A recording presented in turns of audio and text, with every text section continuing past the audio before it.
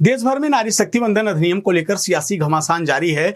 Bharatiya Janata party और उसके तमाम सहयोगी दल इस पूरे मुद्दे को लेकर विपक्ष को लगातार घेर रहे हैं। इसी क्रम में उत्तराखंड के मुख्यमंत्री पुष्कर सिंह धामी ने विपक्ष और खास करके कांग्रेस पार्टी पर जोरदार हमला बोला है। सीएम धामी ने अपने सोशल मीडिया अकाउंट पर एक वीडियो साझा करते हुए आरोप लगाया कि विपक्ष ने नारी शक्ति वंदन अधिनियम पास होने में रोड़ा बनाया। उन्होंने कांग्रेस और उनके सहयोगी दलों की भूमिका को लेकर भी सवाल उठाया और कहा कि कांग्रेस पार्टी नारी शक्ति वंदन अधिनियम को लागू करने में बाधा बन रही है। धामी ने कहा कि संसद में कांग्रेस और उसके सहयोगी दलों का व्यवहार दुर्भाग्यपूर्ण रहा। उन्होंने एक बड़ा आरोप लगाते हुए कहा कि यह वंदन अधिनियम सदन में गिरने के बाद जिस प्रकार विपक्षी नेताओं ने जश्न मनाया और संसद के भीतर जिस तरीके का आचरण किया, वो रवैया अब विधानसभा में भी देखने को मिल रहा है, जो दुर्भाग्यपूर्ण है। मुख्यमंत्री ने आगे कहा कि इन घटनाओं से यह पूरी तरीके से अब स्पष्ट हो गया है कि कांग्रेस पार्टी महिला विरोधी मानसिकता रखती है। उन्होंने नारी शक्ति वंदन अधिनियम के मुद्दे पर विपक्ष की नीयत को लेकर भी सवाल खड़ा किया और कहा कि भाजपा महिलाओं के अधिकारों और सम्मान के लिए पूरी तरीके से प्रतिबद्ध है। नारी शक्ति वंदन अधिनियम को लेकर देश की राजनीति में आरोप और प्रत्यारोप का दौर लगातार जारी है और आने वाले समय में भी इस पूरे मुद्दे को लेकर सियासत गर्म होने के आसार हैं।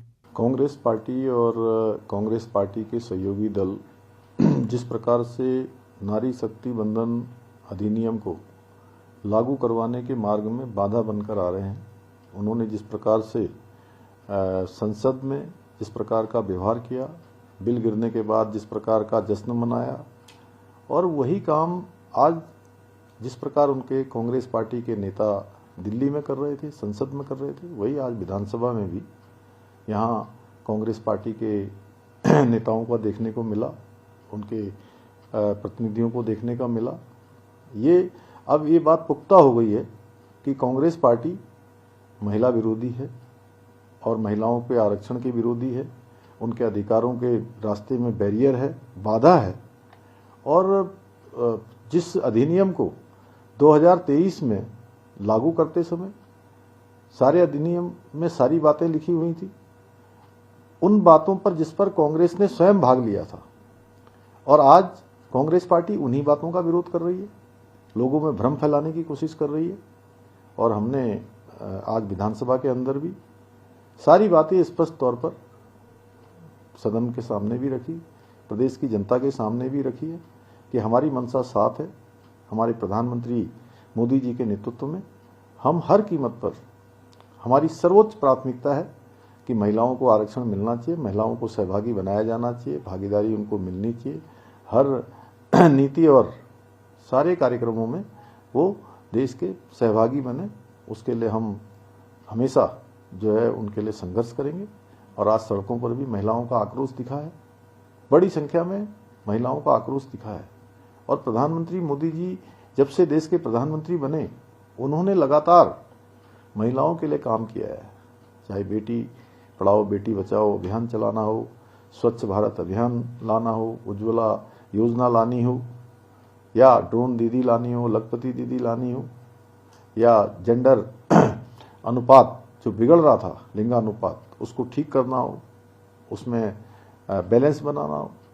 हर दृष्टि से आज चाहे सेना हो, चाहे कोई क्षेत्र हो, आज महिलाएं आगे बढ़ रही हैं। खेल का क्षेत्र हो, विज्ञान का क्षेत्र हो, अंतरिक्ष का क्षेत्र हो, हर क्षेत्र में आज प्रधानमंत्री मोदी जी के नेतृत्व में महिलाएं आगे बढ़ रही हैं, जो कांग्रेस के समय में उनको कभी मौका नहीं दिया गया। 60 वर्षों तक कांग्रेस पार्टी ने इस देश के अंदर शासन किया, लेकिन उन्होंने कभी भी कोई महिलाओं के लिए नीति नहीं बनाई।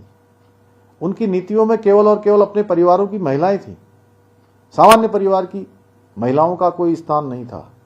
उनकी नीतियों में कोई उनको प्राथमिकता नहीं थी, चाहे वो नेहरू जी की कैबिनेट रही हो, या इंदिरा जी की कैबिनेट रही हो, या राजीव गांधी जी की कैबिनेट रही हो। सारे ही मंत्रिमंडलों में महिलाओं की उपस्थिति नाम मात्र की रही है, जबकि प्रधानमंत्री मोदी जी ने हमेशा महिलाओं को प्राथमिकता दी है।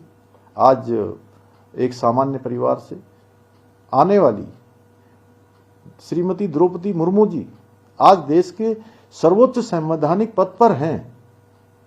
ये हमारे प्रधानमंत्री जी की, हमारी पार्टी की जो कार्यशैली है उसको दिखाती है। इसी प्रकार से वित्त मंत्री के रूप में निर्मला सीतारमण जी पिछले कई वर्षों से भारत की वित्त मंत्री के रूप में काम कर रही है। चाहे कोई क्षेत्र हो, आज महिलाओं को आगे बढ़ाने का काम हो रहा है। कांग्रेस पार्टी और उनके जो परिवारवादी दलों का सिंडिकेट है वो नहीं चाहता कि सामान्य परिवार की महिलाओं को आरक्षण मिले, उनको सभी प्रकार के अधिकार मिले, और इनके अधिकार मिलेंगे तो इनका अस्तित्व समाप्त हो जाएगा। लेकिन अब ये रुकने वाला नहीं है। जिसकी शुरुआत माननीय प्रधानमंत्री मोदी जी ने की है वो निश्चित रूप से ये संकल्प सिद्धि तक पहुंचेगा। इसको महिलाएं पुरजोर तरीके से अपने अधिकारों के लिए संघर्ष कर रही हैं और हम सब उनके साथ हैं।